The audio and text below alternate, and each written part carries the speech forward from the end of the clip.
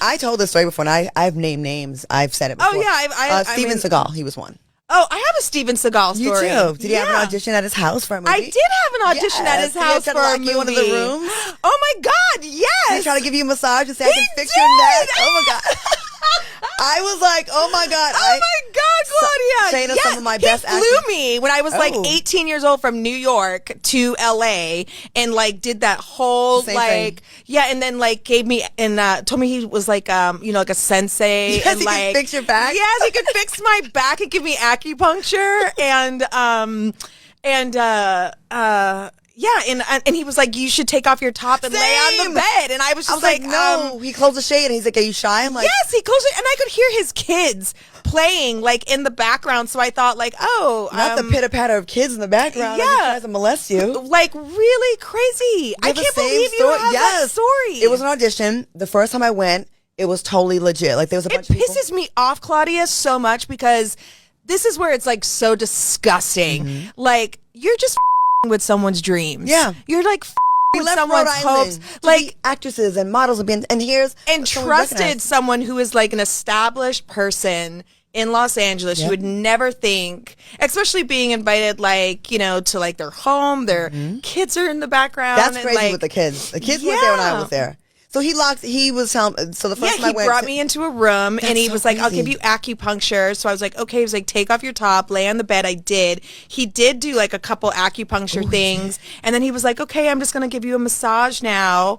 And he like was like, you can sit up. And I just was like, remember sitting there like with my top off and he was like massaging me.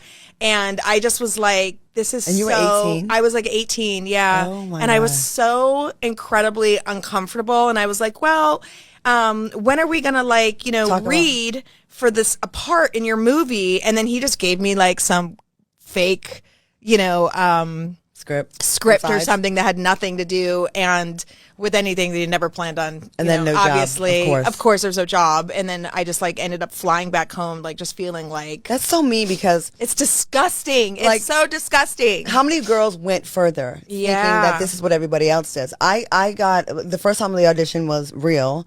And so I didn't get it. So then another one happened like years later. So I remember thinking, oh, well, last time it was legit. So when I got there like 6 at night, it was just me, him, and his assistant. And then he's like, well, waiting for someone to come read with you. That never came. He wanted to give me a tour of the house that I did not ask for. And then he got me upstairs, locked the door, said the same thing about. Oh my God. When I get nervous, my neck gets tight. So he's like, why don't you like let me work on your back? I do this from all the stuff I learned in the Middle East or the Far East or whatever he said. And he said the same thing, but I didn't take anything off. I was like, the best acting I ever did was that day. I acted like I was getting period cramps. And my gosh. If you just let me come back in a couple days, it'll be so much better, Yeah, And then he was like, you promise? I'm like, yeah. I felt so gross to say that.